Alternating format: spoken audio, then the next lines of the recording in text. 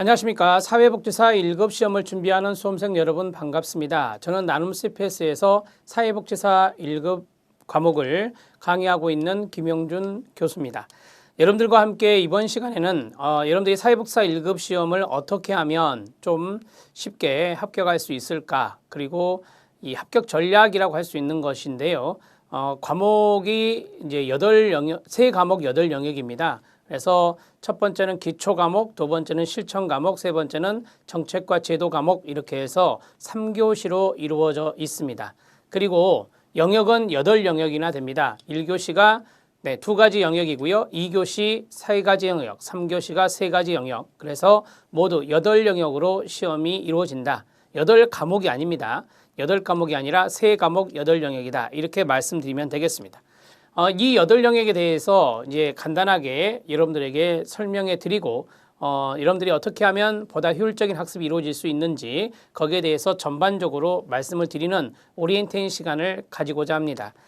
여러분들은 가지고 있는 교재, 최근에 이제 2017년도 1월 달에 시행될 그 15회 문제를 대비한 그 교재의 앞부분을 보시면 이 시험에 대한 총평, 14회 시험에 대한 총평과 그 다음에 학습 계획이란 부분이 있습니다. 거기 있는 부분을 참고해 주시면 되겠습니다.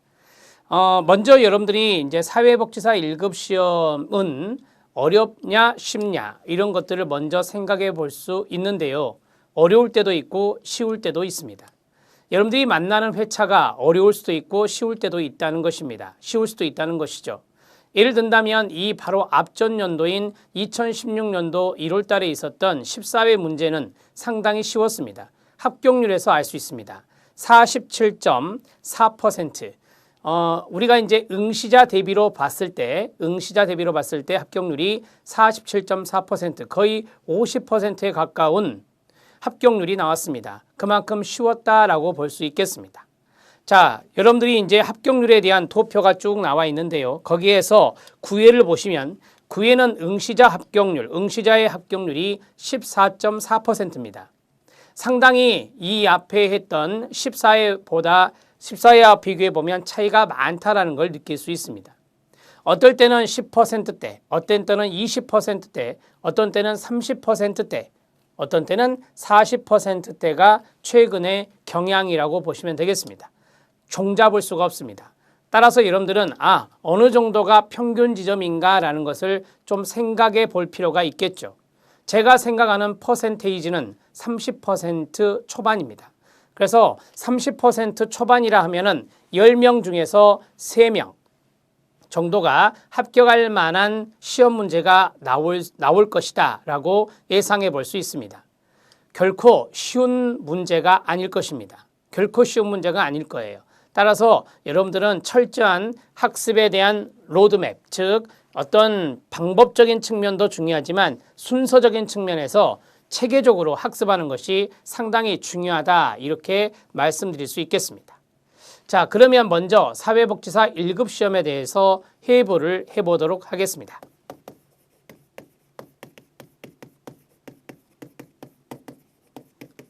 사회복지사 1급 시험은 보건복지부 장관이 이 사회복지사라는 전문성을 인정하는 바로 시험이고, 이러한 것을 여러분들이 가졌을 때 보다 좋은 기관에 또한 더 많은 급여를 받을 수 있고, 그 다음에 승진도 슈퍼바이저가 될 수 있는 하나의 모티브가 될 수 있는 것이 사회복지사 1급이라고 하는 자격이 되겠습니다.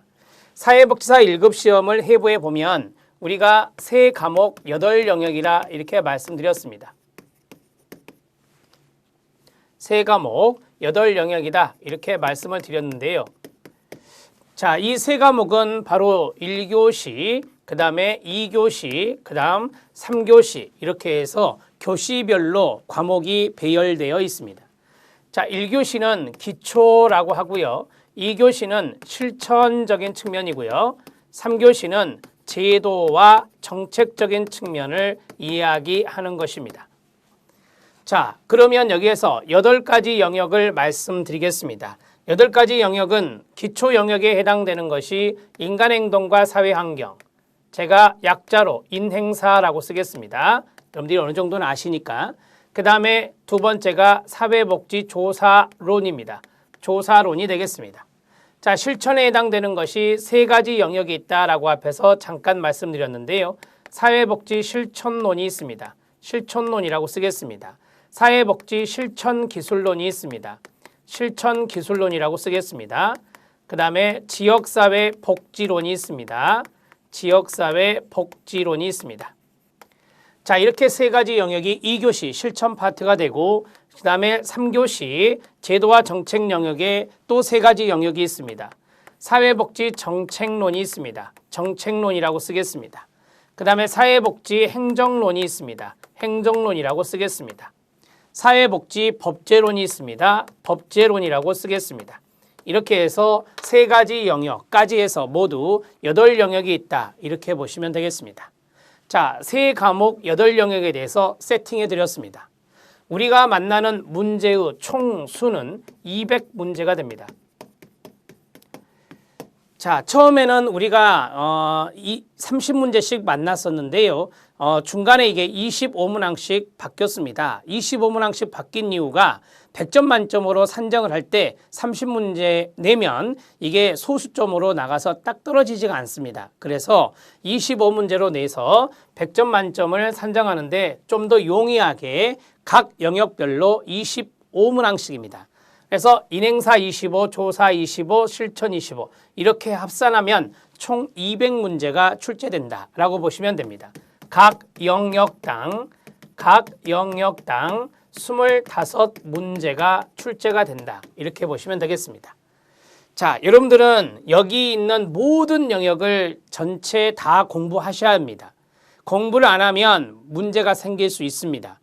자, 예를 들어서 인간행동과 사회환경 조사론 중에 조사론을 공부하지 않으면 과락이 나올 수 있습니다.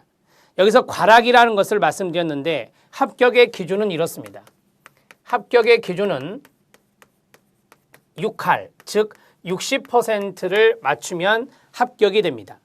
200문제가 총 문제이니 6, 22, 120문제가 정답수라면 합격이 되는 것이죠. 120, 121, 122, 120문제 이상이면 정답수가 그러면 합격이 된다라고 말할 수 있습니다. 60%니까 그렇습니다. 자, 그런데 조심해야 될 것은 과락 기준이 있습니다. 자, 과락 기준이 있는데 그 과락 기준은 여러분들이 좀 잘 들어놓으세요. 여기에 대해서 많이 혼동을 하시니까. 보통 자격시험의 과락 기준은 4할, 40% 미만이 되겠습니다. 40% 미만이 과락이 되는데요. 이거는 과목별로 과락입니다. 따라서 이 두 가지를 합친 것에 40%고요. 여기 세 가지를 합친 것에 40%고요. 세 가지를 합친 것에 40%가 되겠습니다. 자, 그러면 과락 기준의 40%는 1교시, 2교시, 그 다음에 3교시가 있습니다. 자, 1교시를 합쳐보세요. 1교시를 합치면 25, 25, 50문항이 되죠. 그러면 5, 4, 20, 20 정답수가 20개 미만이면 네, 과락이 되는 겁니다. 인간행동과 사회환경에서 예를 들어서 인간행동과 사회환경에서 16개를 맞고 사회복지조사론에서 4개를 맞았다. 그러면 딱 20개를 맞은 거잖아요. 과락이 아닙니다. 자, 그런데 조사론에서 3개를 맞고 인간행동과 사회환경에서 16문제를 맞췄다. 19이 되는 거예요. 그러면 과락으로 떨어집니다. 2교시, 3교시에서 잘 봐서 120개를 넘었다 하더라도 이 사람은 1교시에서 과락이 나왔기 때문에 네, 불합격 처리가 되는 것입니다. 이렇게 보시면 되고요. 자, 2교시와 3교시는 25문항이 세 가지 영역이니까 바로 75문항이 되겠죠. 여기에 40%면 5, 4, 20, 7, 4, 28인가요? 4, 7, 28, 30문항이 되겠습니다. 그래서 여기 2교시 30개 미만, 3교시 30개 미만이면 과락이 된다. 이렇게 보시면 되겠습니다. 40%니까요. 이렇게 정리할 수 있겠습니다. 자, 여러분 이 과락은 걱정하지 않으셔도 되는 게 과락으로 떨어진 사람은 거의 10손가락 안에 들어갑니다. 그래서 거의 과락은 없다. 거의 과락은 없다라고 제가 정리해드리고 싶습니다. 자, 왜냐하면 합쳐서 40%니까 여기에 말씀드린 대로 20개, 30개, 30개가 이제 과락의 기준이기 때문에 미만입니다. 여기 19개, 29개까지 29개까지가 과락이 되는 것이기 때문에 과락은 거의 걱정하지 않으셔도 됩니다. 그러면 문제는 뭐냐? 200문제에서 120개를 넘길 생각을 하시는 게 가장 중요하다는 것이죠. 자, 그러면 이제 시험 이제까지 기출 성향을 분석할 필요가 있는 겁니다. 여기에서 자, 이 8영역이 모두 다 쉽게 나오면 얼마나 좋겠습니까? 그런데 이게 쉽게 나오는 게 있고 어렵게 나오는 게 있다는 것이죠. 그러면 쉽게 나오는 것을 집중 공략해서 거기에서 많이 맞추면 승산이 있겠나요? 네, 그렇겠습니다. 자, 쉽게 나오는 것을 체킹합니다. 인간행동과 사회환경 쉽게 나옵니다. 사회복지실천론은 8영역에서 가장 쉽게 나오는 것 중에 하나입니다. 여기에 쌍둥이가 바로 실천기술론이죠. 2교시와 3교시는 3가지 영역이니까 2가지 영역 정도는 봐야 돼요. 그 다음에 행정론과 법제론을 추천합니다. 행정론과 법제론. 물론 개인차가 있습니다. 나는 인행사가 더 어려워. 조사론이 더 쉬워. 그러면 그분은 조사론을. 그 다음에 나는 지역사회복지를 잘해. 나 지역사회복지사거든. 지금 근무하고 있는 사람이야. 그럼 나 지역사회복지는 더 쉬워. 그러면 실천기술론보다는 지역사회복지론을 선택할 수 있습니다. 나는 정책적인 마인드가 많은 사람이야. 나는 정책이 더 쉬워. 그리고 나는 법제가 너무 많아. 어려워. 그래서 그러면 그분은 정책론을 하시면 됩니다. 지금 제가 여기에서 말씀드리는 것은 이제까지의 출제 경향을 봤을 때 좀 난해하게 나오는 것을 피해간 겁니다. 난해하게 나온 3가지, 조사론과 지역사회복지론과 정책론, 이 3가지를 제가 피해간 겁니다. 피해간 것의 근거는 뭐냐? 출제 경향을 보고 피해간 것이다. 이렇게 보면 되겠습니다. 출제 경향상 그렇다는 것이죠. 자, 그러면 우리는 5영역의 집중적인 학습을 할 필요가 있고 나머지 3가지는 공부를 안 하면 될까요? 안 하면 안 된다 했습니다. 공부를 하시긴 하셔야 됩니다. 그러나 우리가 이제 시간에 대한 어떤 집중성이라고 할까요? 그러한 것들은 약간 느슨하게 해도 된다. 3가지가. 하지만 5가지는 상당히 집중적으로 공부를 해서 아주 높은 점수를 받아내야 된다는 것이죠. 자, 저는 정답수로 말씀을 드리겠습니다. 자, 각 영역당 25문제라고 했으니 우리가 인간행동과 사회환경, 실천론, 실천기술론, 그 다음에 행정론, 법제론 이 5가지에서 열심히 공부를 했다. 몇 개 정도는 맞춰야 될까요? 20개 이상은 맞춰야 되겠죠. 25문제에서 20개 이상은 맞춰야 될 거 아닙니까? 그렇죠? 그러면 제가 아주 보수적으로 잡겠습니다. 자, 20개, 5문제까지는 자, 어느 정도 틀릴 수 있다고 가정하고요. 자, 이렇게 하면은 100문제가 됩니다. 그렇죠? 그럼 나머지 문제에 필요한 것은 몇 문제입니까? 네, 20문제만 필요합니다. 그렇습니까? 네, 그러면 하나, 둘, 셋. 3영역입니다. 여기에서 20개 하면은 네, 7개씩만 맞추면 뭐가 돼요? 네, 7개씩만 맞추면 21개가 되잖아요.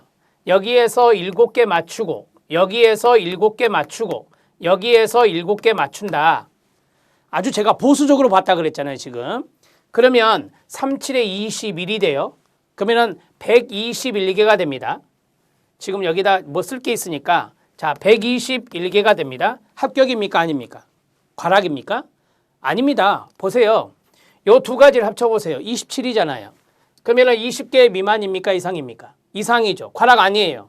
여기 보세요. 하나, 둘, 3개 합쳐보세요. 47이에요. 30 넘었죠.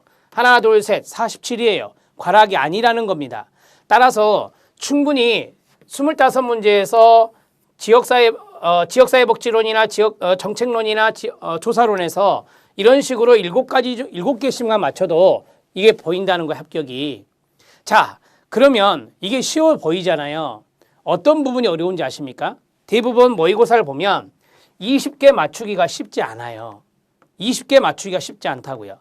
이것 때문에 이제 여러분들이 많이 힘들어하는 건데 우리가 이제 60%라고 했으니까 25문제 60%를 보면 5, 6, 30, 2, 6, 12, 15 15개가 딱 뭐가 돼요? 60%가 됩니다. 15개가. 그러면 15개, 15개, 15개, 15개, 15개, 15개 이렇게 맞추면 딱 120이 된다는 것입니다. 자, 여러분들이 공부를 할 때 25문제에서 10문제가 틀리면 15개가 됩니다. 그렇죠? 자, 그러면 머릿속에 공부를 할 때요. 생각하고 공부할 때 내가 15개 이상은 맞추겠다라는 생각을 하시면 돼요.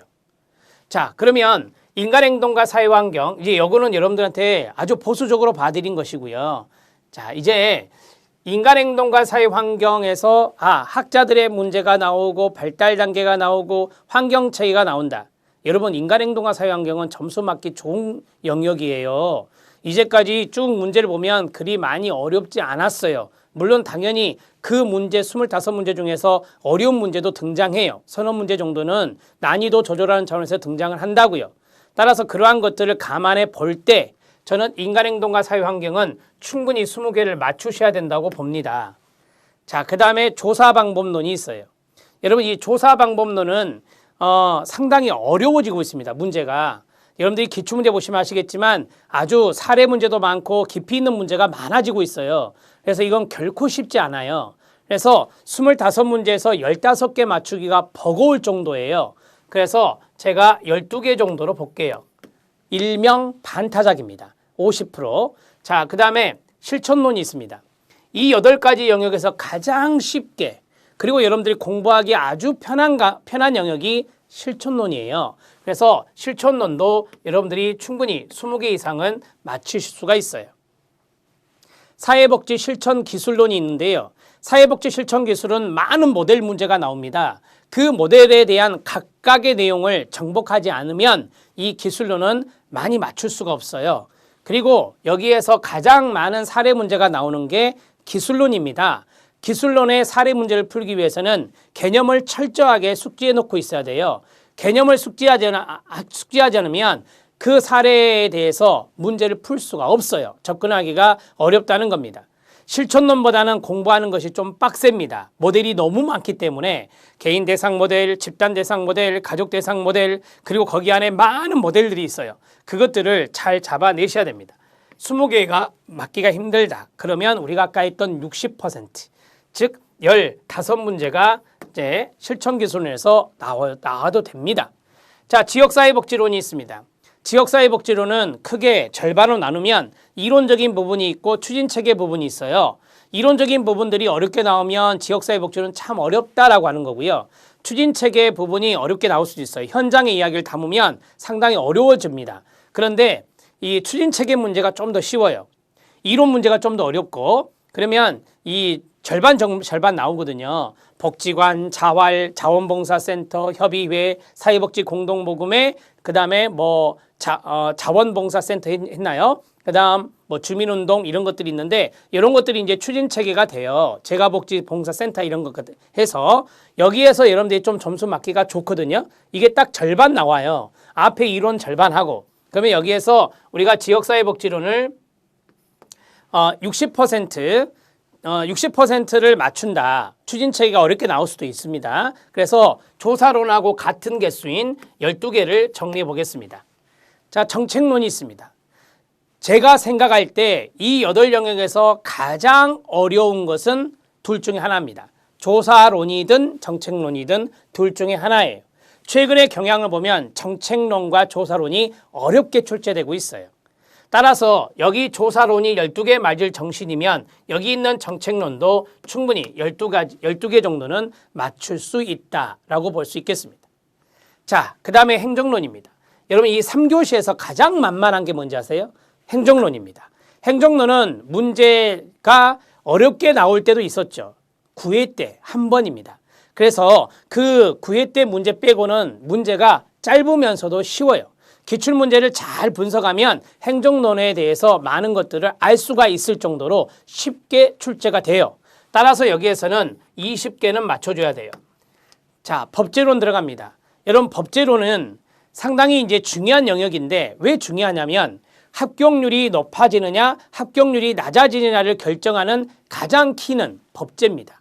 만약에 법제 지문이 길어지면서 아주 시행령이나 시행규칙과 같은 좀 구석에 있는 조문들이 나오게 되면 진짜 어려워지는 문제가 되는 거고, 그렇지 않고 최근에 보면 뭐 14회 문제 보면 법제론 문제가 아주 쉬웠거든요. 문제 지문도 짧았고, 그러니까 이 합격률이 급상승한 거예요.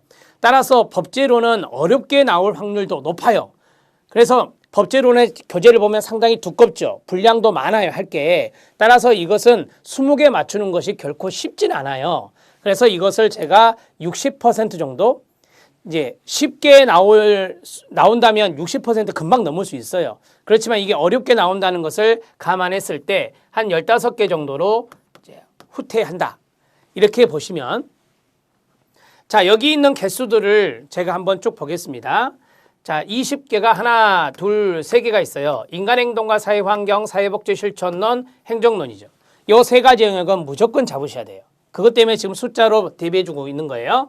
그러면 60문제가 됐고, 그 다음에 두 번째에서 조금 이것보다는 어렵게 나올 수 있고 공부하기가 버거운 것들이 있었어요. 자, 여기 15개와 여기 15개가 있죠. 그렇죠? 여기 있는 실천기술론이 실천론보다 버겁다 했잖아요. 법제론은 지문이 지엽적인 것으로 나올 수도 있다. 이것은 일명 복불복이에요. 출제위원 마음이거든요. 그래서 이것은 여러분들이 60% 맞기가 쉽지 않을 수도 있어요. 하지만 우리가 법제론을 공부하면서 머릿속에는 이거 쉽게 나올 수 있어 라고 생각하면서 공부를 하시는 것이 좋죠. 그래야 흥미도 올라가고, 그래서 제가 60%인 15개를 잡았던 겁니다. 여기서 30개. 자, 쉽게 말하면 이 두 가지가 더해지니까 30개가 된 거고요. 자, 12개가 있죠. 조사론. 자, 이 12개는 뭔지 아시죠? 딱 절반보다 조금 못 맞은 거예요. 절반이 12.5니까 절반보다 덜 맞은 거예요. 지역사회복지론과 정책론입니다. 자, 요거 세 가지를 합치면 어떻게 되죠? 36이 되죠. 세 가지니까 36이 됩니다. 자, 이걸 합치면 60에 66 어떻게 돼요? 126개가 되어서 합격이 되는 겁니다. 자, 분석을 두 가지로 해드렸어요. 이것은 내가 열심히 해갖고 이 5영역을 20개에 맞히겠다. 그리고 나머지 요것은 7개씩 맞춰도 과락은 아니니 걱정하지 않겠다라는 측면이 있고요. 보다 현실적인 것은 이거예요. 보다 현실적인 것은 요게 바로 현실적인 겁니다. 요게. 여러분들은 목표를 삼고 공부를 하셔야 돼요. 여러분들은 이게 바로 최대한의 목표가 되어서는 안 됩니다. 최소한의 목표여야 됩니다. 왠지 아십니까? 여러분들이 공부를 해서 마지막에 모의고사를 보세요. 이 모의고사에서 이 정도 점수가 나오잖아요. 여기에서 아까 121개가 나왔고 여기서 126개가 나왔죠. 상당히 불안해요. 그래서 최종 모의고사 때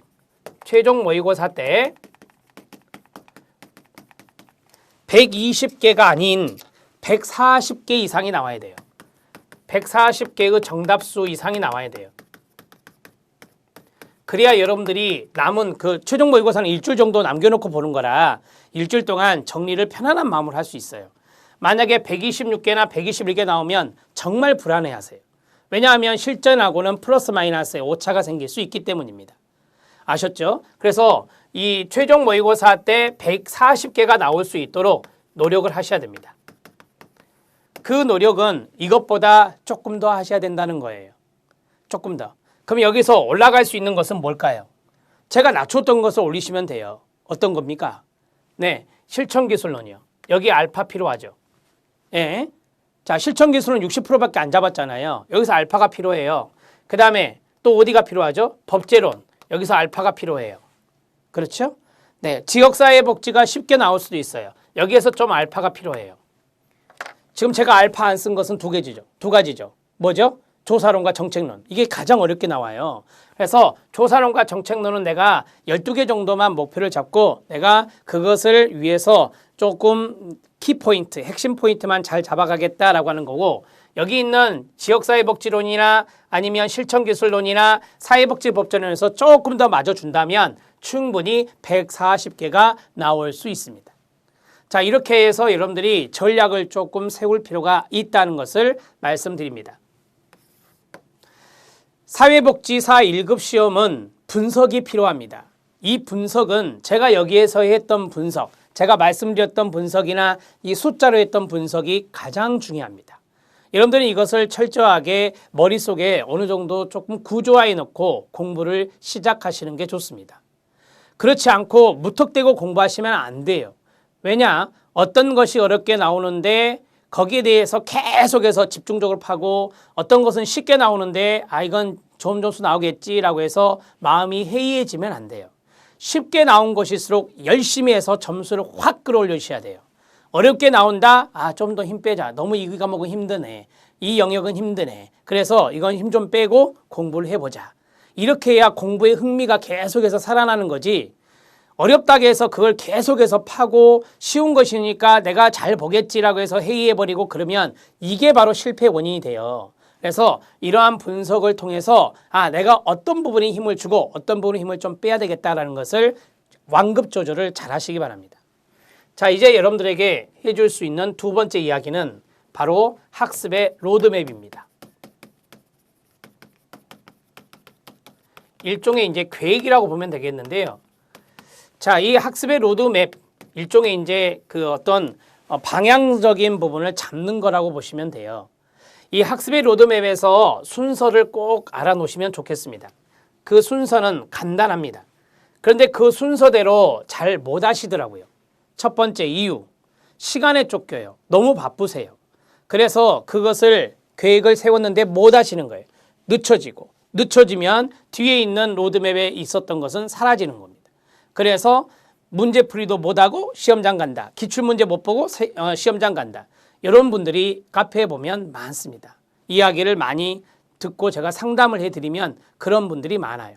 그래서 마지막 부분에 뭘 봐야 돼요? 나 이거 못했는데 이런 질문을 많이 받았습니다.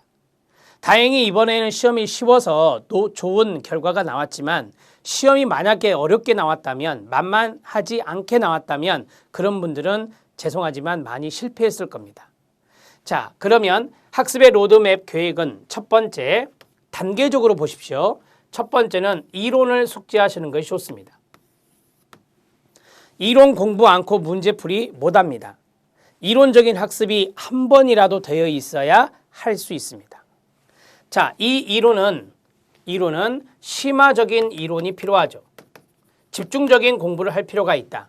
그래서 제가 나중에 이론 강의를 새로 할 때인데 매년 140강 정도의 강의를 하고 있는 것 같습니다. 제가 판서 양이 좀 많기 때문에 수업이 좀 더디지만 그런 것들을 잘 적어놓고 계속해서 반복한다면 충분히 승산이 있습니다.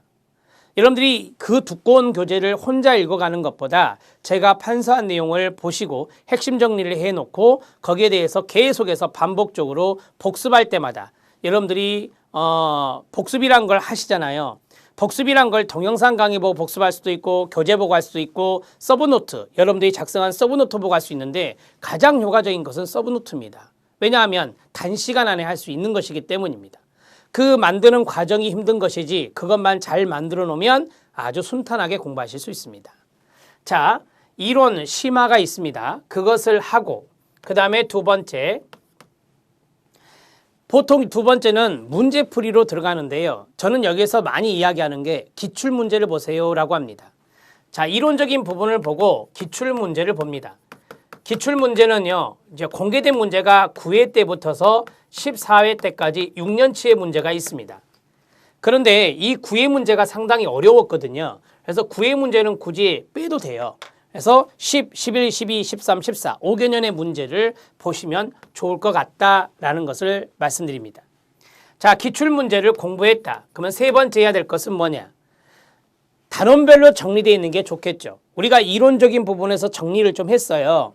그리고 기출문제 봤어요. 기출문제가 뭐가 중요하구나라는 것을 어느 정도 봤어요. 그런데 그 기출문제보다 약간 더 심화된 문제, 기출문제와 유사한 패턴의 문제이면서 약간 땀이 나는 문제, 어려운 문제라고 하는데 그것을 풀어볼 필요가 있죠. 그것도 단원별로. 그래서 단원별 문제를 푸는 것입니다. 자, 마지막은 단원별로 세팅이 되어 있는 거예요. 따라서 기출문제와 같은 형태의 문제는 아니죠. 기출문제는 믹싱되어 있는 거잖아요. 따라서 우리가 실전 문제를 네 번째 단계에서 풀어야 됩니다. 자, 여기까지가 가장 기본이거든요. 이론적인 부분을 해라, 기출문제를 풀어라, 단원별 문제를 봐라, 실전 문제를 봐라. 그리고 마지막에 아까 말씀드렸던 최종 모의고사를 보는 거죠. 최종 모의고사는 1회분만 보셔도 됩니다. 자, 이러한 순서가 바로 이 정석입니다. 학습의 로드맵. 어떤 시험이고 간에 이런 로드맵이 가장 중요합니다. 노량진에서 공부하고 있는 공무원 애들도 이런 방법대로 하고 있고 많은 자격증 시험에서도 이런 방법에 이런 순서대로 가는 것이 정석입니다.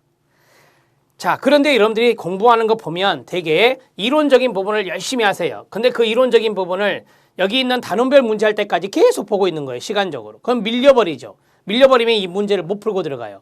그래서 이 이론적인 부분과 기출문제만 보고 딱 들어가시는 부분이 있어요.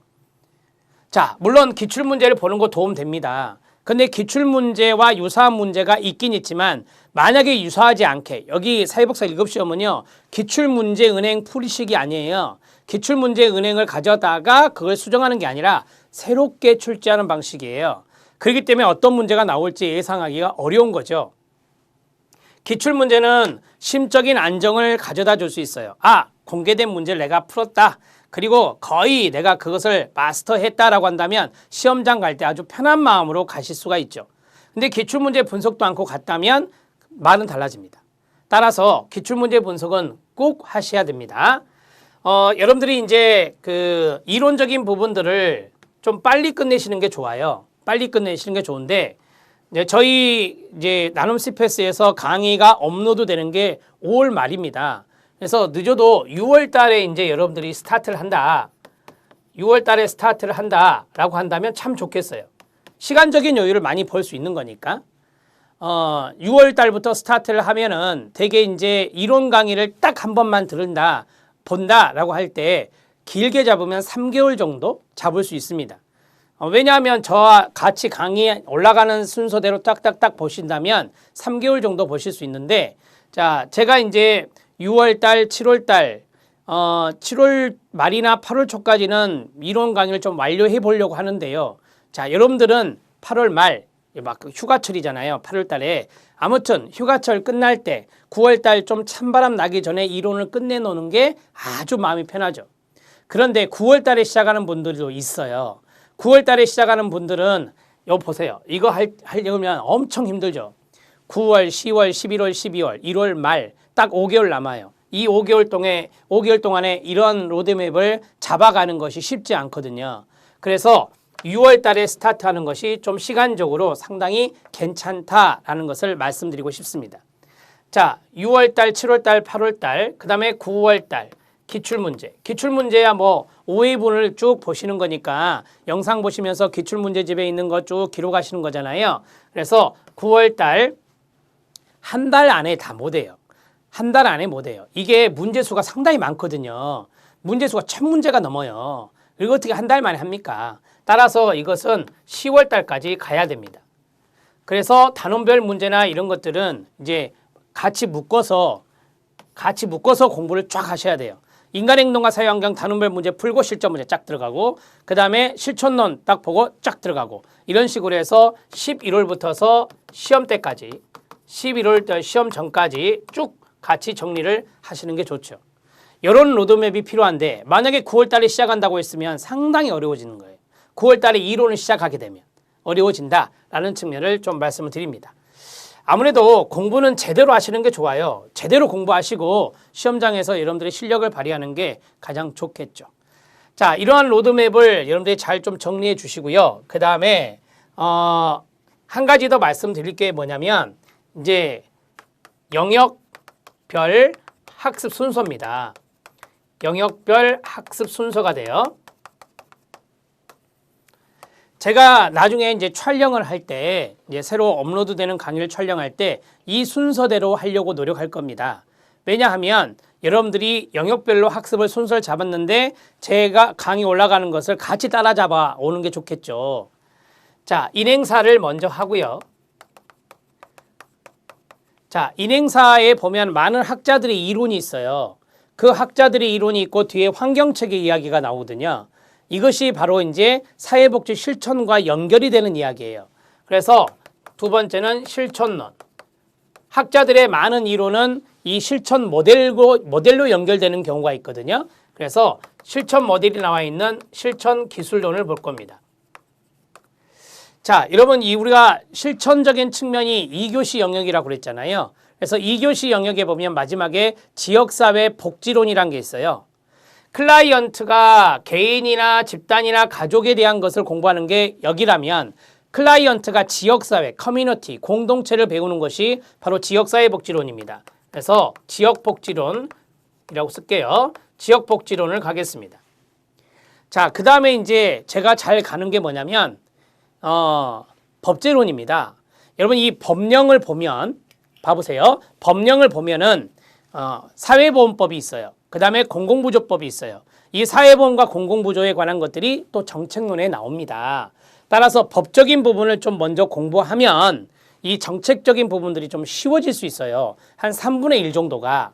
따라서 법제론을 들어가고 법제론의 양이 많으니까 먼저 끝내주는 것도 마음의 부담을 줄여줄 수 있는 거예요. 그 다음에 정책론을 들어갑니다.